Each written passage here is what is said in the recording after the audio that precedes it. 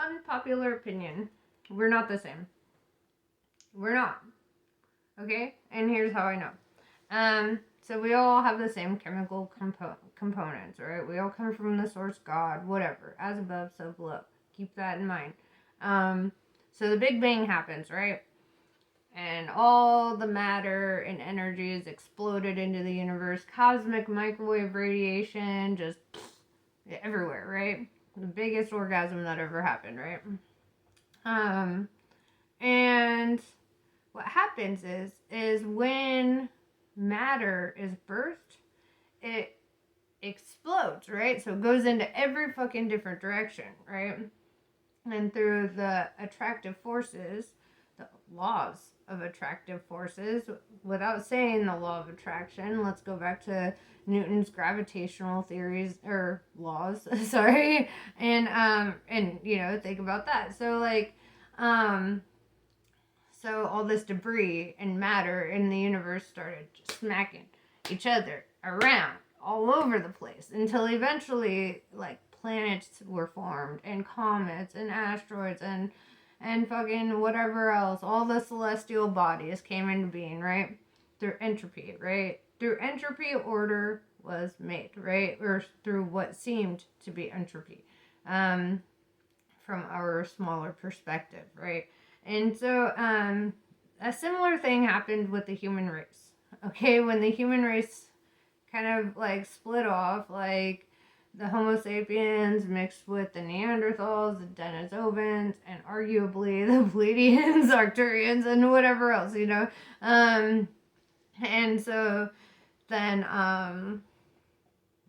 we've got quite a blend here of different things, right? We've got quite, and though we all still have the same four base components that make up a star, right? We've got nitrogen, sulfur, carbon, and phosphorus. Phosphorus? Yeah, phosphorus. And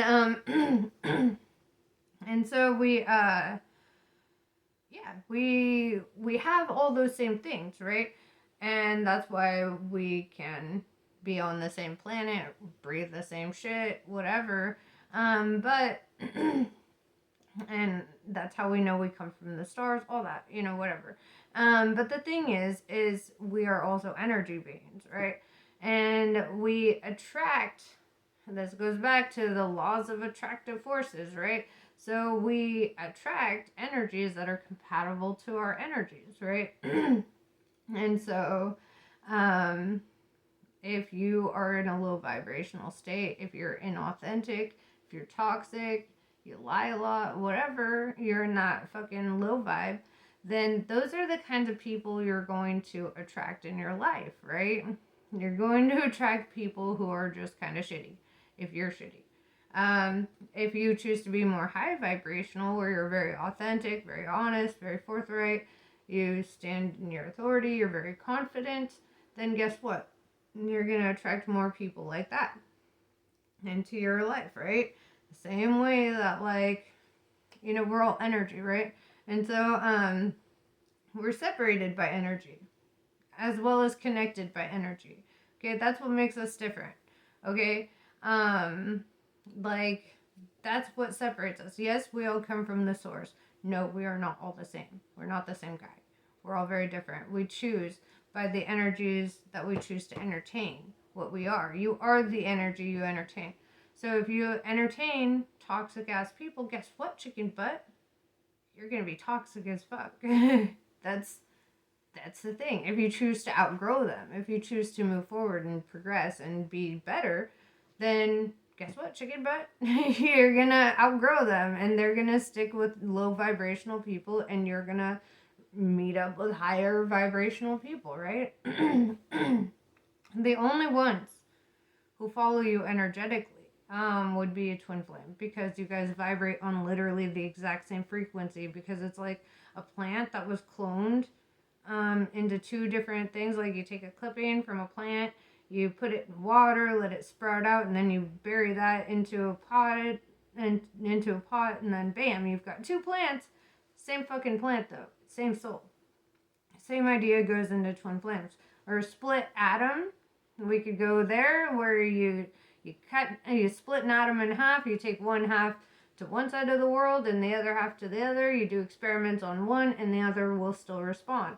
Right? We found this all through nature, everywhere. Right? So humans are not above this. They're the only ones who will always match your frequency. And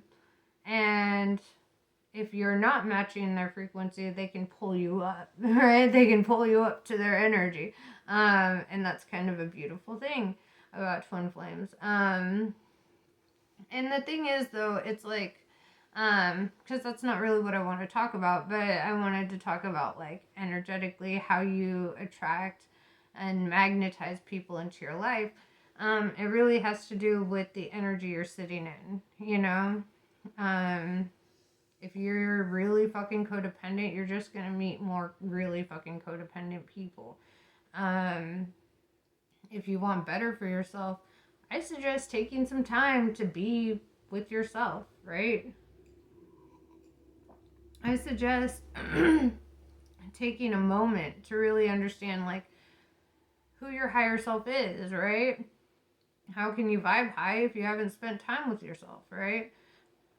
I mean, you really need to do that. It's like cutting out all the distractions and being like, you know what? Like, let's just hear the surroundings. Let's just observe what's around us, you know? And that's a really good grounding technique if you're ever having anxiety or whatever. Just like step out on your porch and just observe. Clear your mind. Don't let yourself think about anything else than like the sounds of lawnmowers and birds and dogs and neighbors and whatever else is in your surroundings. Pay attention to that. That's the present moment, and stay there for a minute, or stay there for always. But yeah. So energetically though, what you choose is what separates you, right? And that's why we have all these stories of angels and demons and all that. Like, yes, there's higher dimensional beings, just like there are lower dimensional beings, right? And there's a higher dimensional self and a lower dimensional self. And really, which wolf are we going to feed? You know, because there's two wolves raging inside of us always. And that's the conundrum here, right? It's like, do I want to always just attract shitty people? You know, on the flip side though, empaths attract narcissists because they're so giving. They want to serve everybody around them, right? They want to help everybody. They want to do the things. They're like, let me help. I got you. Let me pay for everything. I got you. And then here's what happens though. The narcissist is all about themselves, while the empath is all about everyone else. And so the narcissist is like, this is my slave. This is somebody who's just going to serve me and do what I want forever. This is awesome. And so because you're energetically compatible, it happens, right? It happens. We have the positive and negative attractive forces. And unfortunately, this means that the narcissist blooms while the empath is depleted, right?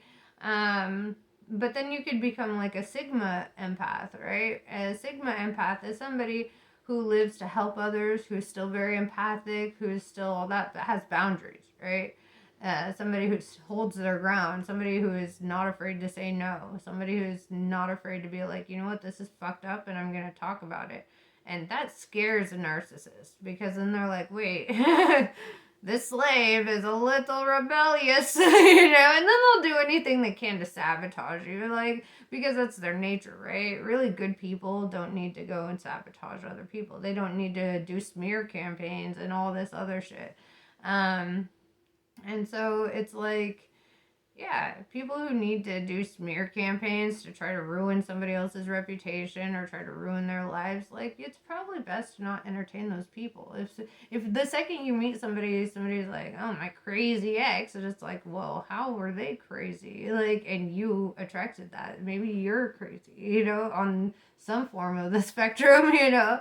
And it's like, Or if they're just sitting there, talking about like, oh, this person did this and this person did that. That's a good fucking sign you should not be around that person, And it's a good sign that you should also see what you don't want to be like, right? If you see people like that, it's like, okay, maybe I don't want to be that, and so whatever.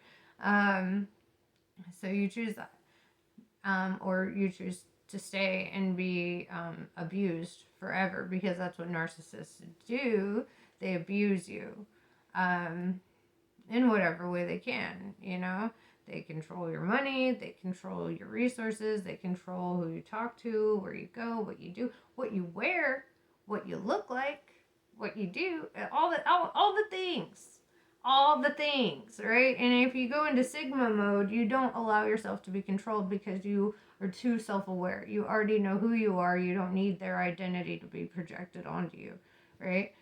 And you don't allow people to project onto you. As soon as you feel them try to project, because empaths have a superpower that a lot of empaths aren't aware of. You can deflect. It's like a fucking shield. You use your heart chakra and you just project out your shield, right? You just, no negativity comes in here. Oh, you want to insult me? Well, let's let that drop off before it even touches me. And you get to this point where you're unaffected. You're just unaffected. But you have to choose that. It's like you're not born that way. You're born to want to be like, let me help you, let me do this. It's stupid. And it's like me. I really do like helping people. I really do. And the second I start feeling used, I'm like, okay, goodbye. The second I feel like there's more give than take, or then I'm like, you know what? I need to balance that out a little bit, because I'm sacrificing myself here. I'm draining myself for other people right now, and that's not fair. And so that's where empaths really do need to have boundaries. And when you set boundaries, you create your higher energetic vibration for yourself, right? You start vibing higher, and you're like, wow, boundaries, that's awesome. And people, because energetically they couldn't have breached your boundaries if you had them, right? And then you start attracting more Sigma people who are not controllable, people who are not, like subject to being under somebody else's thumb, like somebody, like people who genuinely just don't give a fuck what other people are doing or what they think or whatever, because they're vibing so high, and they're like, you know what? Those people who are judging, well, they don't even like themselves. Why do I give a fuck what they think? And it's like, you get to a point where you're like, I don't give a fuck what they think. They don't give a fuck what I think. I don't fucking care. And that's where you're free, right? That's where the freedom comes into play.